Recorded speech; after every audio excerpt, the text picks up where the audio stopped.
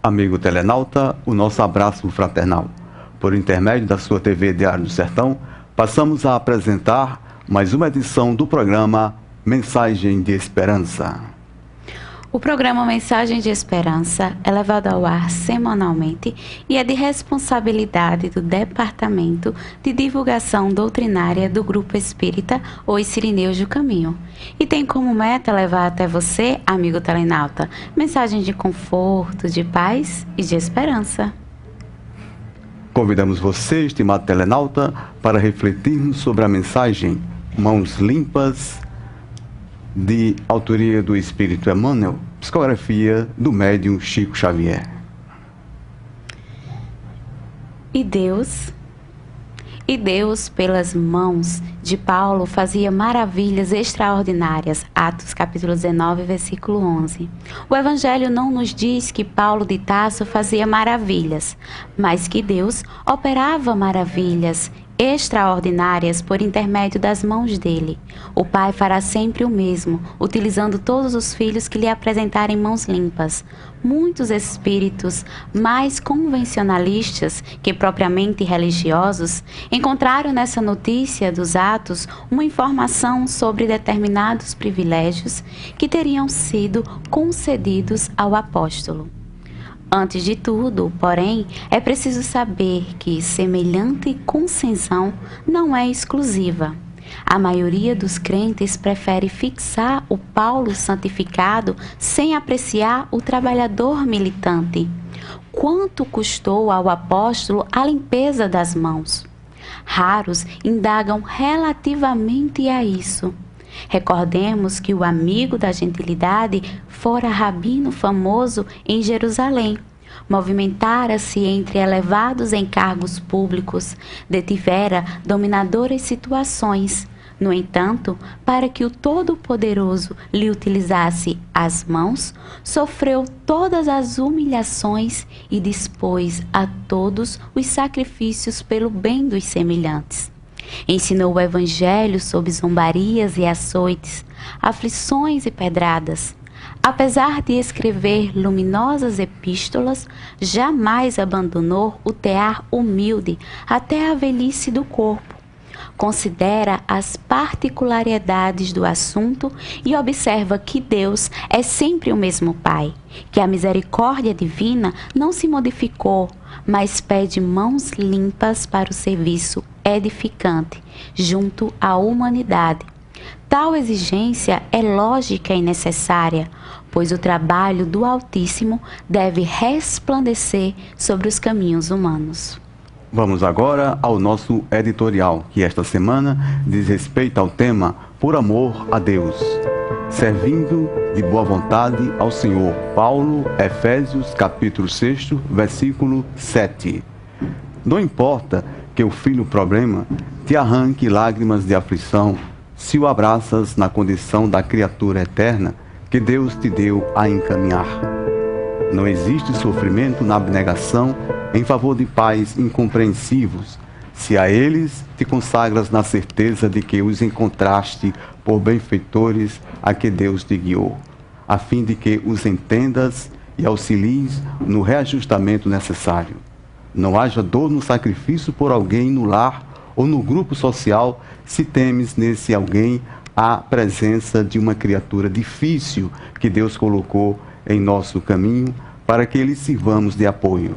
Não existem lágrimas nos encargos de auxílio ao próximo. Basta, às vezes, linçadas de aversões gratuitas, se as acolhemos por serviço que Deus nos entrega, no qual se nos apegam os impulsos da personalidade, a fim de que nos transformemos em auxílio aos semelhantes.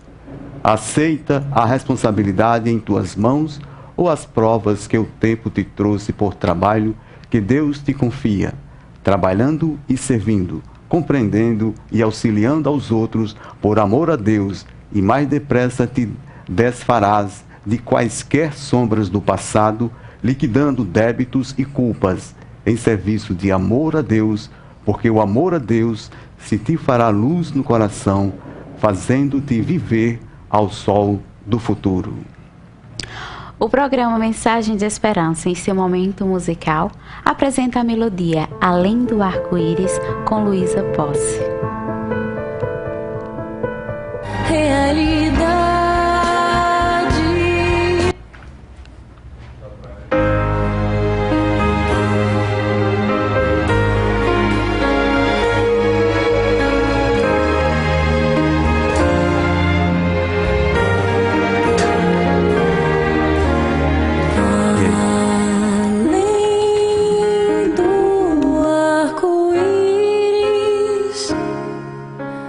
Pode ser que alguém veja em meus olhos o que eu não posso ver.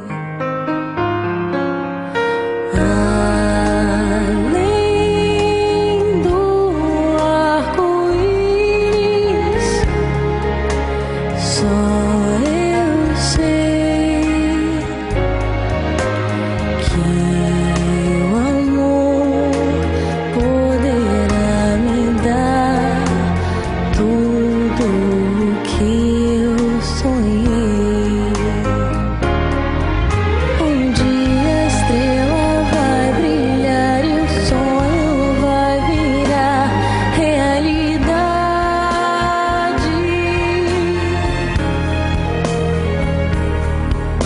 E leve o tempo que levar, eu sei que eu encontrarei a felicidade.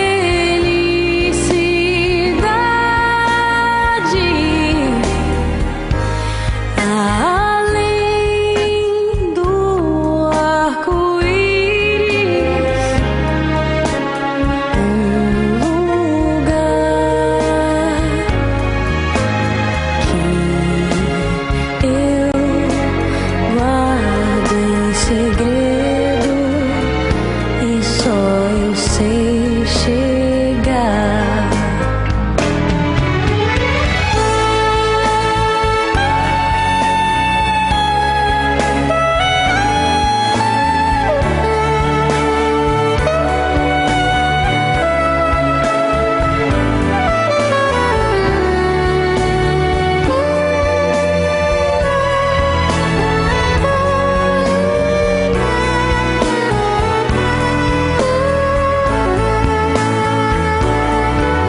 Um dia a estrela vai brilhar e o sonho vai virar realidade.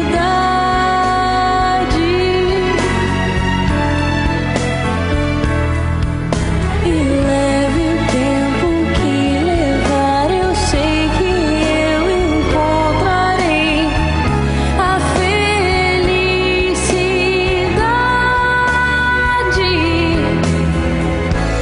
A luz do arco-íris me fez ver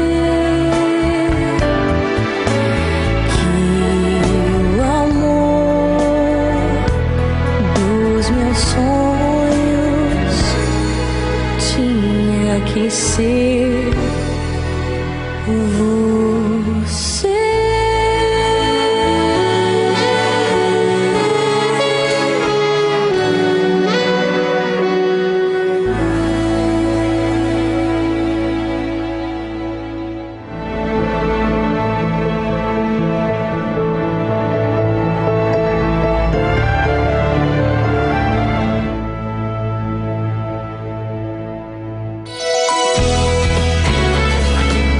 TV Diário do Sertão, de Cajazeiras para o mundo.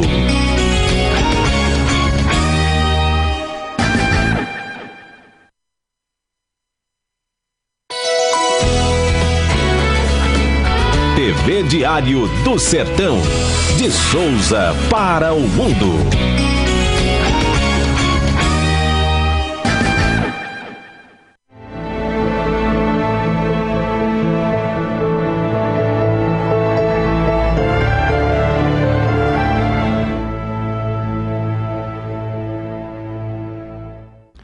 Voltamos com o programa Mensagem de Esperança pela TV Diário do Sertão. Programa este que é de responsabilidade do Departamento de Divulgação do Grupo Espírita Os Sirineus do Caminho. Vamos agora ao módulo Estudando o Livro dos Espíritos. O estudo desta semana refere-se às questões 163, 164 e 165. E o tema é sobre perturbação espiritual. Então vamos à questão 163. Então, na questão 163, Allan Kardec indaga aos espíritos superiores: a alma tem consciência de si mesma imediatamente depois de deixar o corpo? Imediatamente não é bem o termo. A alma passa algum tempo em estado de perturbação. Questão 164. A perturbação que se segue à separação da alma e do corpo é do mesmo grau e da mesma duração para todos os espíritos? Não. Depende da elevação de cada um. Aquele que já está purificado se reconhece quase imediatamente, pois que se libertou da matéria antes que cessasse a vida do corpo. Enquanto que o homem carnal, aquele cuja consciência ainda não está pura, guarda por muito mais tempo a impressão da matéria. Questão 165. O conhecimento do Espiritismo exerce alguma influência sobre a duração mais ou menos longa da perturbação? Influência muito grande, por isso que o espírito já antecipadamente compreendia a sua situação. Mas a prática do bem e a consciência pura são o que maior influência exercem. Agora, amigo telenauta, o módulo Fatos e Notícias. São acontecimentos que foram destaque na mídia e que merecem uma reflexão espírita. E essa semana iremos falar sobre o passe. A cada dia, a ciência humana revela que os minerais, os vegetais e os animais constituem fatores inestimáveis de substâncias medicamentosas, fornecendo recursos apreciáveis para a restauração e manutenção da vida e da saúde dos seres vivos, notadamente dos seres humanos.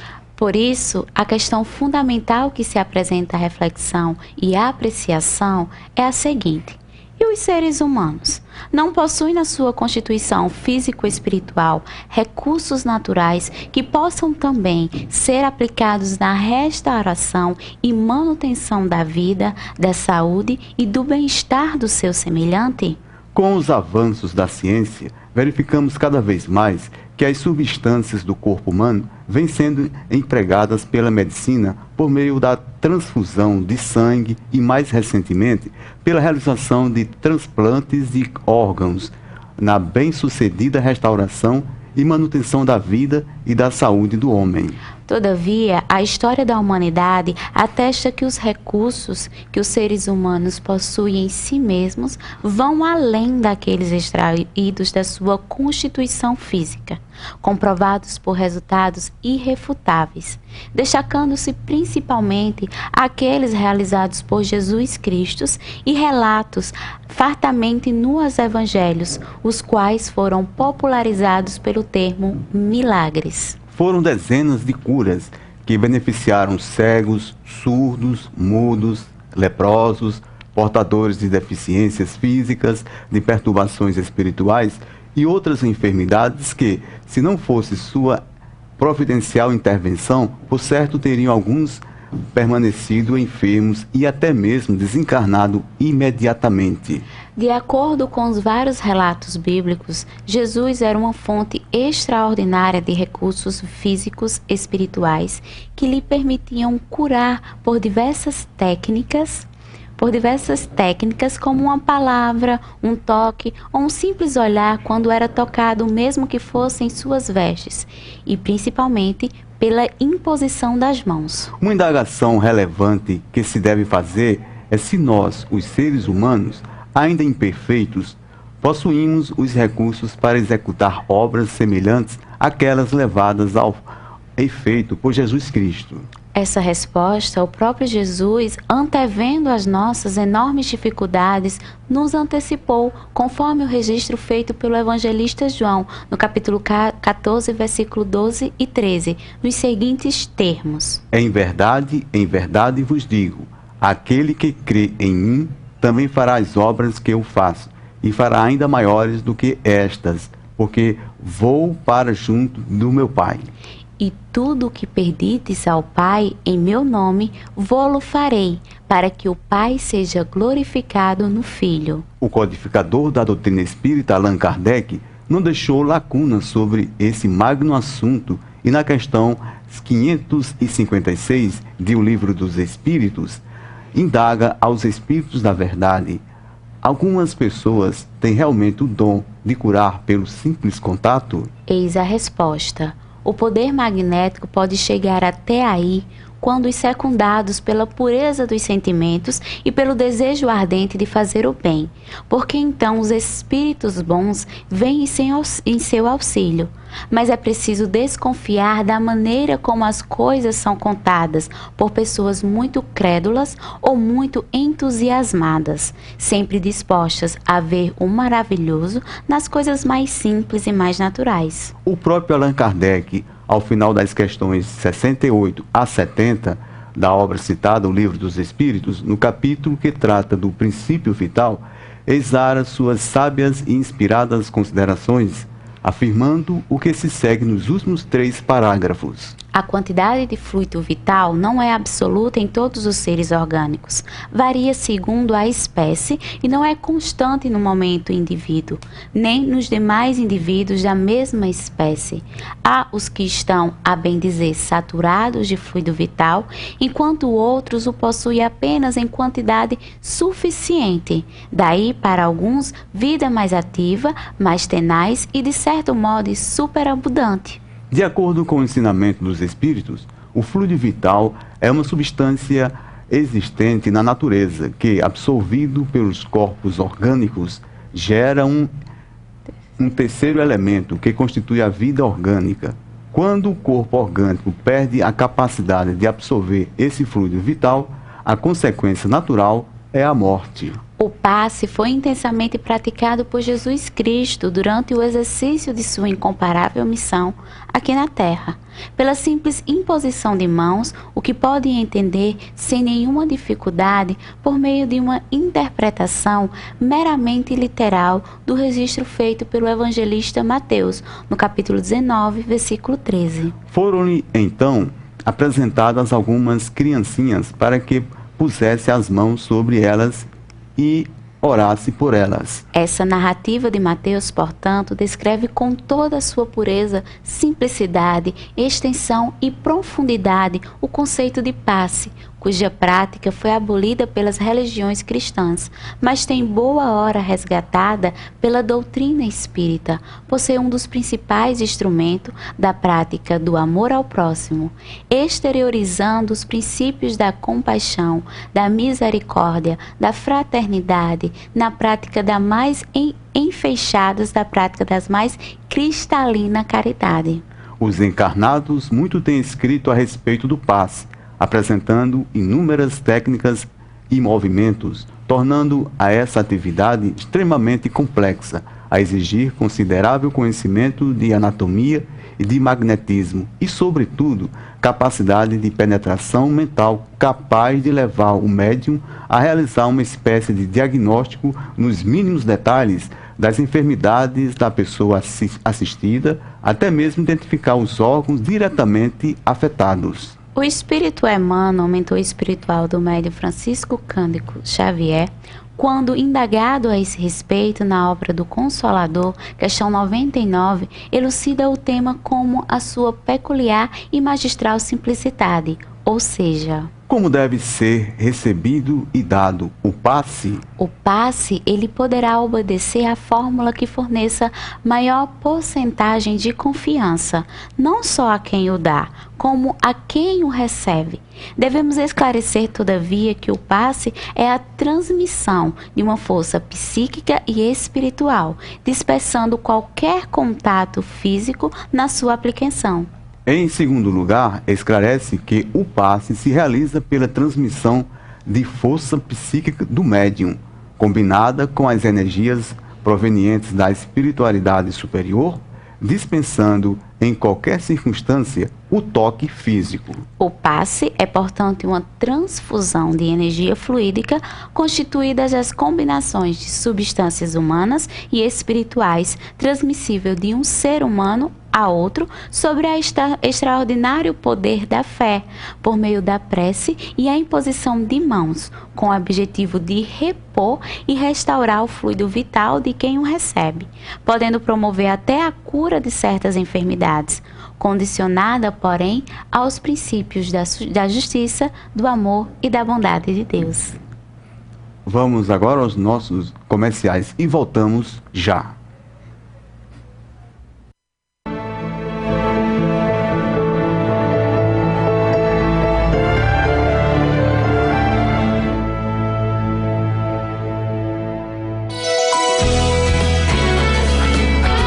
TV Diário do Sertão. De Cajazeiras para o mundo.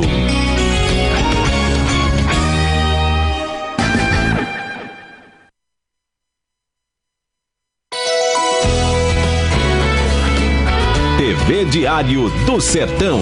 De Souza para o mundo.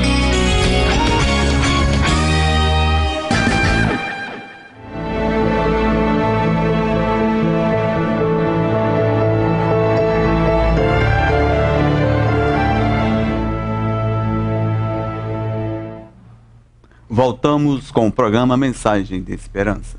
No programa Mensagem de Esperança, Joana de Ângeles responde. São perguntas e respostas sobre temas evangélicos, doutrinários, filosóficos, morais e de autoconhecimento.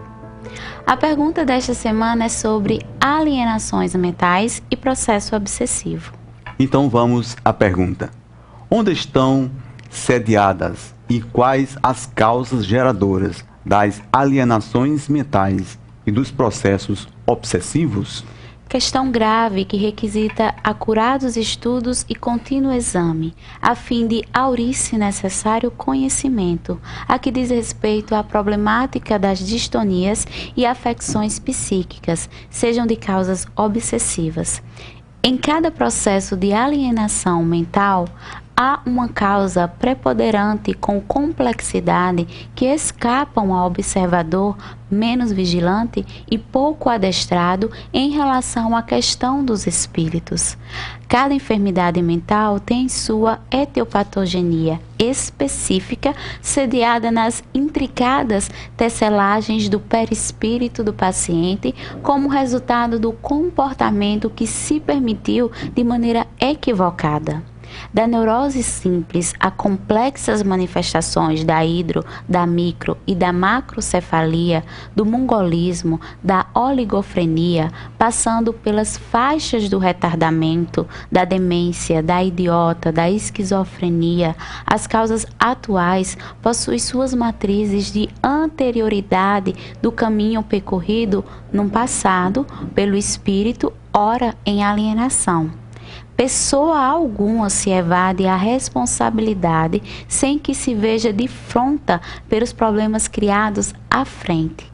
Criminosos não justificados reencarnam com psicose maníaco-depressivas, como a tentarem fazer justiça ante o delito não ressarcido fixado na memória.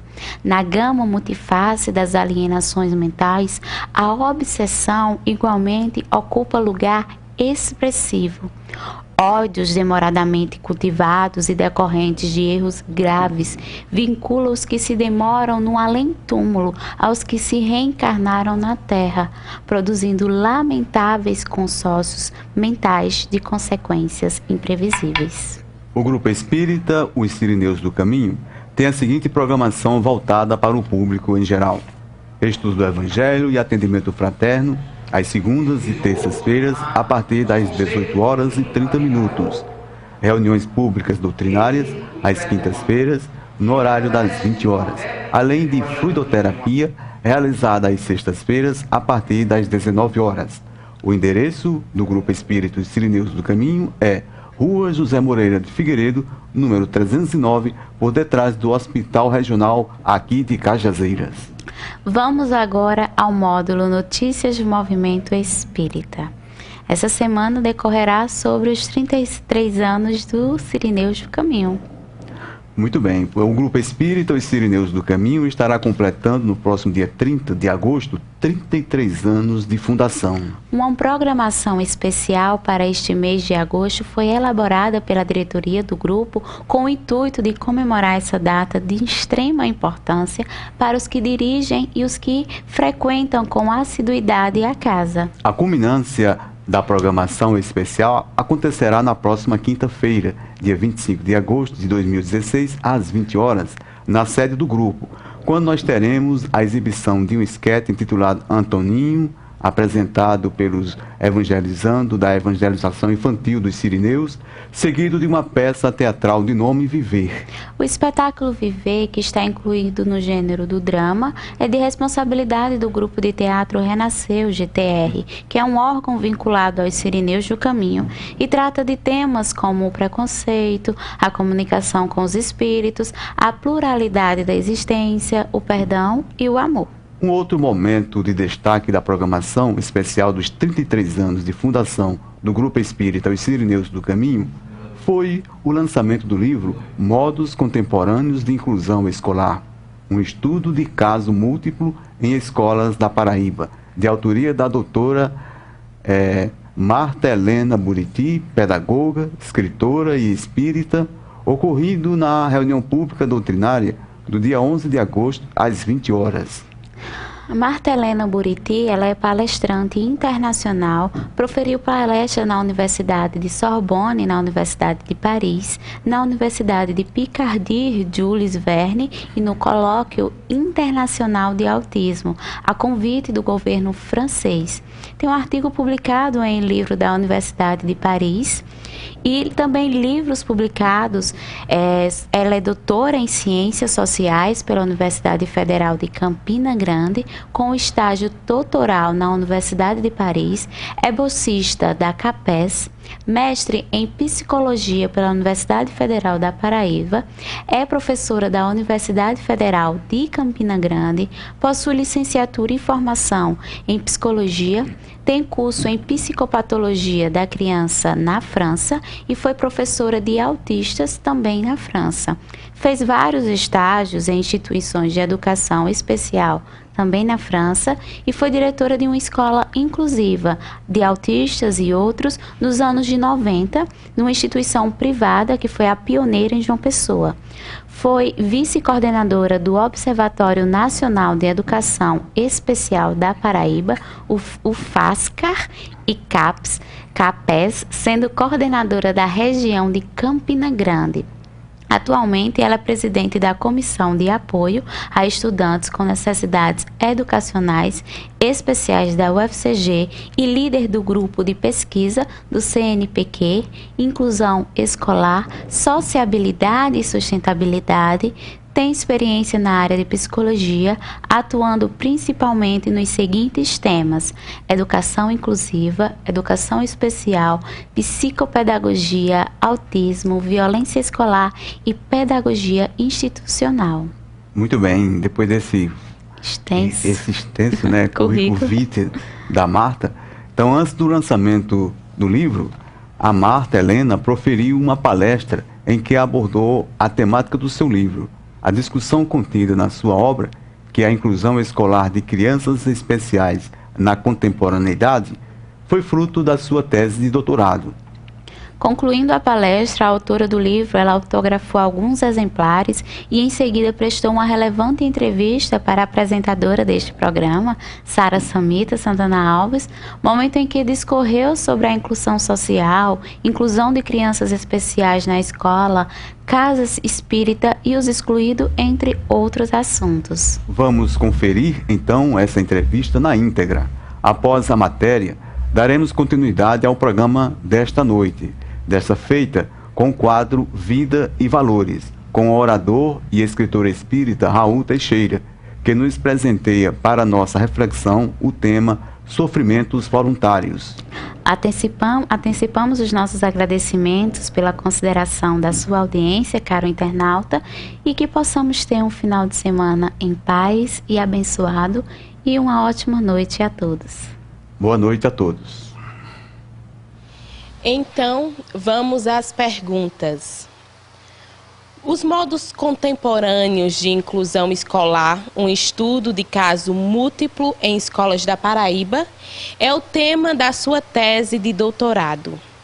Discorra para os nossos telenautas um pouco sobre sua pesquisa, que também ocorreu na Escola Francisco de Assis, que foi por muitos anos uma obra social do Grupo Espíritas Os Sirineus do Caminho, que acolhia crianças, adolescentes e jovens com deficiência. Boa tarde a todos. Primeiramente, muito obrigada por esse convite. Estou muito honrada, né? E poder falar desse trabalho, desse meu livro, apesar de não ser um livro espírita, mas como foi desenvolvido parte do trabalho, não é, em uma escola que era ligada aos Sirineus do Caminho, um centro espírita, que eram as obras sociais. Então, é com muito prazer que eu venho falar dele, falar desse trabalho, mesmo como eu falei, né? Mesmo sendo um livro científico, não é? Mas foi um trabalho muito, muito interessante. Resumidamente, eu fiz o meu doutorado em Ciências Sociais na Universidade Federal de Campina Grande, que é a minha universidade, em Ciências Sociais. Então, a parte da pesquisa, eu fiz um estudo de casos múltiplos, ou seja, duas escolas, não é? Uma em Campina Grande e a outra em Cajazeiras. Não é? A escolha pelo Cajazeiras foi pelo eu já tinha tido por conhecer a escola, que faz um trabalho que fazia, né? Que ela não existe mais, infelizmente, né? É surpreendente. É o seguinte, quando eu estive aqui, entre 99 e 2001, aqui em Cajazeiras, eu tive a oportunidade, uma rica experiência de ser professora substituta na Universidade Federal, que na época era a Universidade Federal da Paraíba, né? Depois, na época, era a Universidade Federal da Paraíba. Eu fui professora de educação especial, que é a minha área de trabalho. Então, eu era professora substituta, mas também eu era professora do Estado da Paraíba. Então, o meu emprego do Estado, eu fiquei à disposição da escola, né, Francisco, era a Escola Especial Francisco de Assis. Então, eu trabalhava um período lá e outro, né, na universidade. Quando eu cheguei, eu fiquei, como é bem minha área isso, né, eu fiquei encantada com o que eu vi. Porque tinha as crianças, né, as crianças especiais matriculadas, né, tinha lá vários tipos de deficiência, né, tinha a deficiência intelectual, tinha crianças surdas e paralisia cerebral, eu me lembro que tinha, e também tinha algumas crianças, que eram 4 crianças, sem nenhuma deficiência, né, o que nós chamamos, que antes a gente chamava a criança ditas normais, né? Para deixar claro que a criança não tinha nenhum tipo, né? Eram crianças, como essa escola era afastada, ela era no sítio, na zona rural, era afastada de Cajazeiras, aí tinha também algumas crianças que eram parentes daquelas crianças com algum tipo de deficiência que estudavam na escola, ou parentes, ou às vezes dos professores, dos funcionários, ou das crianças, ou então que moravam ali perto. Só sei que essas 4 crianças começaram a ir para a escola, né? Aí eu fui informada que antes elas iam assim como só para brincar, e aos poucos foram ficando. Então eu fiquei assim encantada quando eu vi, por causa da naturalidade da convivência com aquelas crianças, visto que na época eu já era pesquisadora, né? Já trabalhava com a educação inclusiva, que já é a história que eu posso até falar um pouquinho dela antes, não é? Da minha história sobre a educação especial. Só um parênteses antes de eu continuar. Eu fiz psicologia. Não é? Então, quando foi nos últimos, eu terminei faz muito tempo, eu terminei em 84, né? Então, antes, quando eu estava no final do curso, veio a disciplina que na época se chamava Educação do Excepcional. Desde a hora que eu fiz essa disciplina, eu realmente me encantei, me identifiquei muito com o assunto e me dediquei até hoje a esse tema. Então, com inclusão, eu me dediquei a meu primeiro contato foi ainda nos anos 90, entre 90 e 91, que quando eu estava no final já do meu mestrado, então eu tive a oportunidade de estudar na França. Só que chego lá, na França, eu fui fazer um estágio em psicopatologia da criança na Clínica Saint-Anne, ou seja, em um hospital, em um hospital que tem o setor de psiquiatria infantil, né? Então eu fui lá. E nessa experiência do hospital, eu tive contato com uma escola que estava aberta as inscrições, selecionando professores para uma experiência nova na época, que se chamava classe de integração. As crianças foram tiradas das escolas especiais, alguns autistas, e colocadas na escola regular, e estavam contratando professores. Para resumir, eu mesmo estrangeira, eu consegui esta vaga. Então foi uma experiência muito rica, foi o meu primeiro contato. Então, só que na época não existia esse nome inclusão, tá? Era integração. Então, eu fui contratada para fazer a integração das crianças autistas com as crianças sem nenhuma deficiência, as outras crianças, sem deficiência, na escola, que era uma escola regular. Então, foi o meu primeiro contato. A partir disso, então, eu me dediquei até hoje a essa causa, né?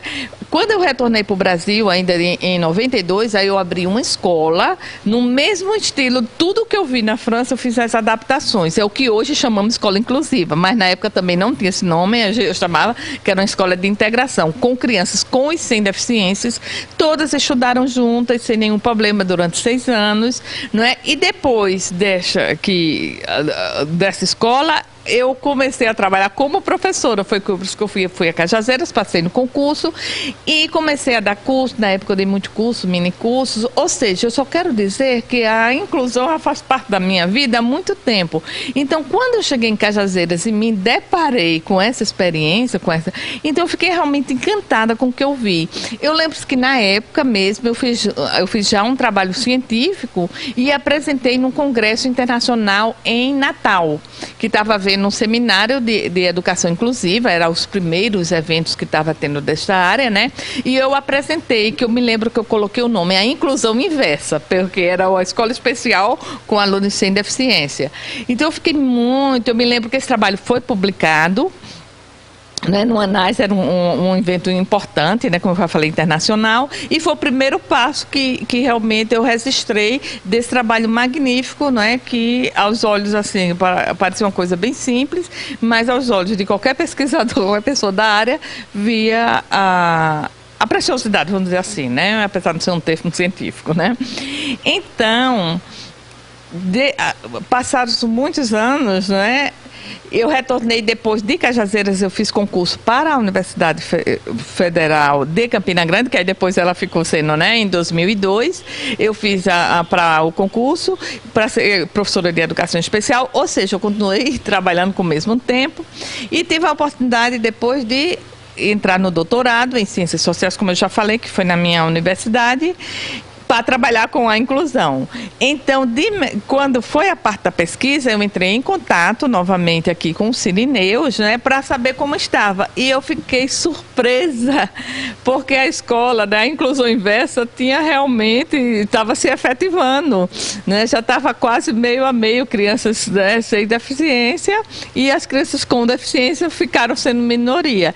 Então, de imediato, eu vim fazer a parte da pesquisa. Eu filmei, eu fotografei, eu fiz todos os documentos, está tudo aqui registrado, porque a escola era uma escola regular, era regular como regular, eu digo assim, não é todo oficial, com todos os trâmites legais, como uma escola especial, e estava também tomando todas as providências, mudando seu regimento, toda a sua legislação. Eu fiz questão de documentar tudo aqui, se transformando numa escola regular, Então, eu entrevistei as mães das crianças com e sem deficiência, entrevistei professores, professoras, funcionários, não é, da escola, e também não é, os próprios alunos. Então, eu registrei tudo aqui. Como eu também fiz o estudo de caso de uma escola em Campina Grande, que é uma escola regular, que já está, não é, aceitando, que tinha já algumas crianças com deficiência matriculados, eles tinham a sala do AEE, né, que é a sala de atendimento educacional especializado. Aí eu fiz uma comparação entre as falas, não é, das crianças, dos sujeitos que eu entrevistei, não é, entre as duas escolas. O paralelo está tudo aqui registrado, sobretudo, como por exemplo esta foto aqui, não é, dá para ver essa foto, mas não sei, deixa mais perto. Então, conforme está aqui, mostro a foto, por exemplo, a Patrícia, né, que na época era uma criança, ela aparece no filme pequenininha e depois aparece aqui participando nas brincadeiras. Então ficou tudo registrado. Aí, como eu falei, é um livro científico, não é um livro espírita. O primeiro capítulo eu falo sobre o histórico da educação especial, para a gente entender todo esse contexto. Né? Tem bastante teoria, como era em ciências sociais. Eu faço aqui a ponte, né, com muitos teóricos, né? E a apresentação eu falo daquela escola que eu tive em João Pessoa, né, quando eu voltei da França. Então, seria isso, não é? Sobre a escola. Só para concluir, que no caso, os Serineiros do Caminho, não é, como eu falei, né, o livro não é espírita, mas eu espero, a gente vai conversar melhor sobre isso, né, detalhar, não é, da preciosidade desse trabalho que era desenvolvido dentro dessa escola. Caso algum telenauta esteja interessado em adquirir o seu livro, como ele deve proceder? Bom, é só colocar meu e-mail, né? Entre em contato comigo por e-mail, tá? É martaburiti, com TY no final, @ig.com.br. Eu suponho que vai aparecer aí na tela. E passa o e-mail para mim que a gente conversa, aí eu digo como, mando o endereço, que eu mando o livro, e a gente vê isso, tá? Na sua opinião, a concepção da inclusão social presente nos discursos dos políticos, nos meios de comunicação, nas leis, nas religiões e entre outros, é a de aprendermos a conviver de forma natural com o diferente, de olharmos para o outro de modo igual. Isso não passa ainda de uma hipocrisia? Não, eu não diria hipocrisia, né? O que acontece é que é a dificuldade de ser colocado em prática, certo? Pelo fato que, tudo em educação, toda mudança é muito demorada, a mudança cultural é muito difícil. Então, por exemplo, muita gente pensa que a inclusão é um tema novo, algo recente, né? Para você ter ideia, eu mesmo já trabalho com isso desde os anos 90. Então, a impressão que eu tenho, assim, que parece que é agora que as pessoas estão ouvindo, não é? Então, outra coisa, se também isso devido ao histórico da educação especial. Por isso que sempre não tem como a gente falar nesse assunto sem falar do histórico da educação especial. Porque quando a gente vai estudar, isso aqui está bem detalhado no meu livro, tá? Nas fases da educação especial, então sabe que era a fase de exclusão, essas pessoas eram muito excluídas da sociedade, né, muito afastadas pelo não é, um processo histórico. Depois veio a segregação, ou seja, ela se aproximou mais, mas continuou, não é, ainda separada, à parte, né, da nossa sociedade. Depois veio a integração, que elas começaram a se chegar, mas era elas que tinham que se adaptar, não nós, não é? Elas é que tinham que se adaptar à nossa sociedade. Até que fim chegamos à inclusão, que é a nossa sociedade se adaptando. Então, conviver com o diferente, a diversidade, a heterogeneidade é coisa muito difícil, porque a nossa sociedade foi sempre estruturada para a homogeneidade, né? Então, com isso, fica muito difícil essa mudança, não pode ser rápida. acho que já avançamos muito, mas há muito o que fazer. Há muito o que fazer. Então, não é só nas leis que vai resolver se a gente não fizer um trabalho de conscientização. Por outro lado, já é um progresso muito grande estar nas nossas leis. Então, eu acho que estamos nesse processo de mudança e não podemos retroagir de jeito nenhum.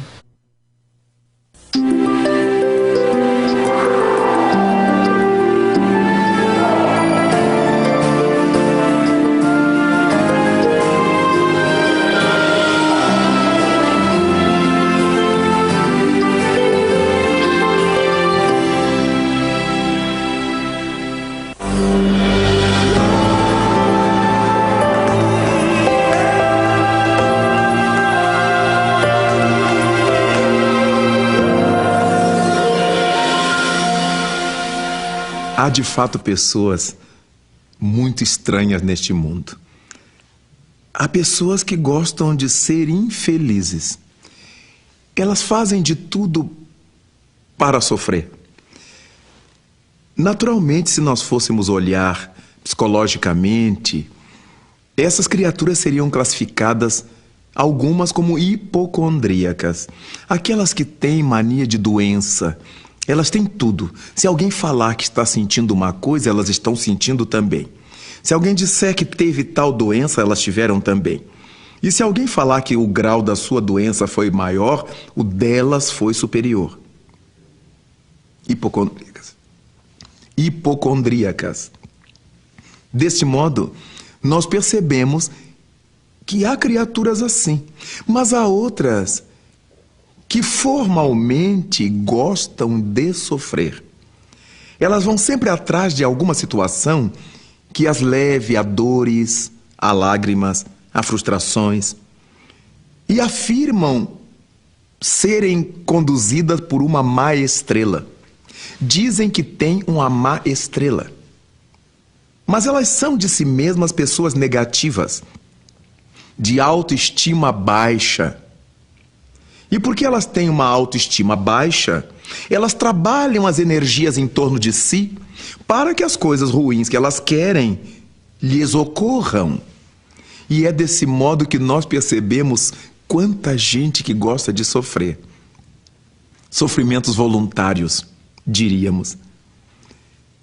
Às vezes encontramos pessoas que estão se preparando para um determinado concurso e elas dizem assim: eu vou fazer, mas eu sei que eu não vou passar.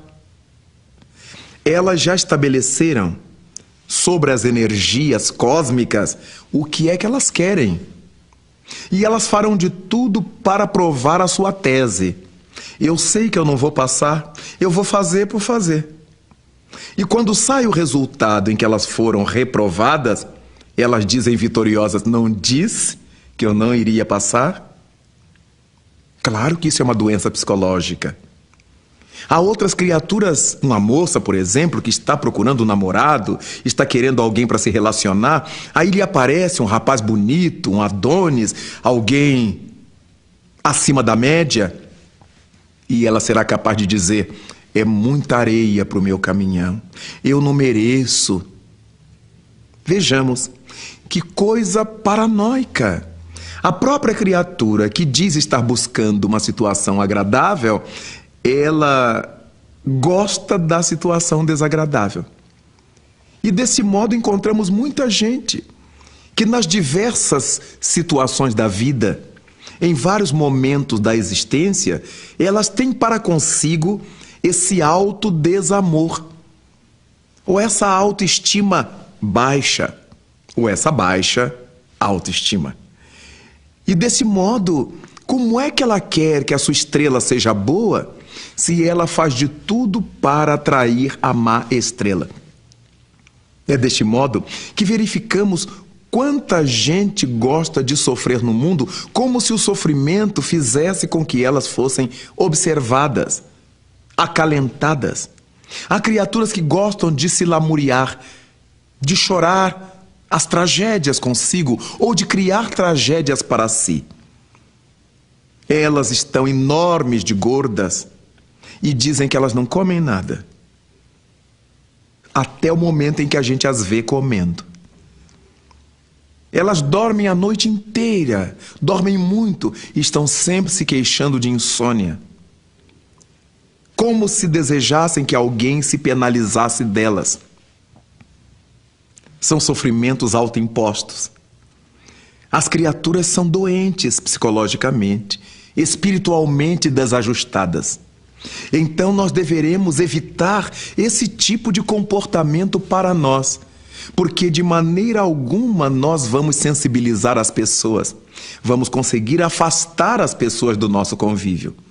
Imaginemos alguém que se nos aproxime para se queixar o tempo todo das tragédias da vida, da luta da vida, das dores da vida, das mortes na vida, quando nós todos sofremos as mesmas coisas. E continuamos trabalhando, e continuamos com o nosso sorriso, e continuamos servindo a vida, e continuamos a caminhar. Os sofrimentos voluntários, eles só têm sentido para Deus, para os olhos da divindade, quando se destinam a socorrer alguém, a salvar alguém numa situação difícil. Imaginemos alguém que resolva sair a braços dentro d'água para impedir que outro se afogue. Alguém que entre num casario em chamas para retirar alguém que ali esteja, um animal que ali esteja, colocando em risco a sua própria vida. E este é um sofrimento voluntário, um sacrifício voluntário que tem utilidade. Mas fora disto, quando nós nos defrontarmos com o nosso espelho, cheios de caras e bocas de lamentação, como se Deus não tivesse seu olhar voltado para nós, como se as leis divinas não nos envolvessem no amor do Criador, certamente teremos que corrigir a nossa postura. Esse sofrimento autoimposto é pernicioso para nós.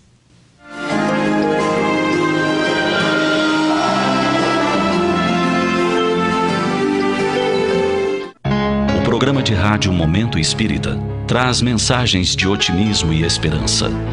Para conhecer os textos, você pode acessar o site www.momento.com.br. As gravações estão disponíveis em CDs e livros, que podem ser solicitados pelo telefone 41 3225 2739 ou pela internet no endereço www.livrariamundoespírita.com.br.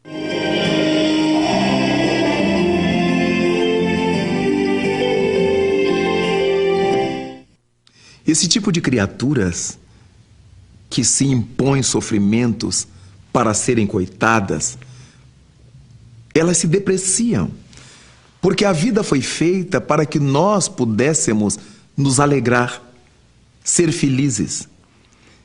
Disse-nos Jesus que a cada dia já basta o seu mal, a cada dia já bastam suas lutas. Nós não temos que inventar coisas para sofrer. Quantas são as pessoas que começam a desconfiar de outras? Fulano não é meu amigo. Beltrana deve estar falando de mim. E em cima dessas desconfianças, armam um castelo de desgraças e de sofrimentos. Até descobrir que não é verdade, que ninguém está falando delas, que ninguém tem nada contra elas e que as pessoas gostam dela. É esse autodesgostar que faz com que eu imagine que as outras pessoas não estejam gostando de mim. Por outro lado, quem é que disse que as pessoas têm obrigação de gostar da gente? Se nós não nos sentimos obrigados de gostar de todo mundo. Não somos obrigados a gostar de ninguém. E por que que todo mundo tem que ser unânime em gostar da gente?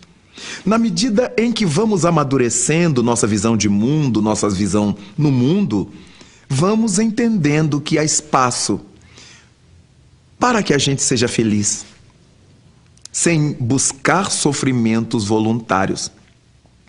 Quando alguém começa a usar drogas, seja o cigarro, seja o alcoólico, seja o que for, ela está procurando sofrimentos.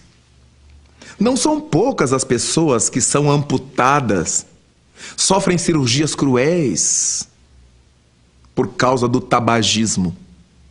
Pouca gente sabe que o tabagismo leva muita gente a amputações, a enfisemas pulmonares, a doenças cardiovasculares, pelo prazer patológico de puxar fumaça e pô-la para fora. Quantas lesões neurológicas são detectadas pela medicina por causa do alcoolismo? Quantos distúrbios neurológicos, quantos distúrbios sociais, separações, mortes, homicídios e suicídios, orfandade, viuvez por causa do alcoolismo. Os indivíduos que pegam um carro, que tomam uma direção de um veículo alcoolizadas, que desgosto que elas têm pela vida, que desamor que elas têm por si mesmas e pelos outros, que desconsideração. Tudo isto são sofrimentos que a pessoa se impõe sem nenhuma necessidade.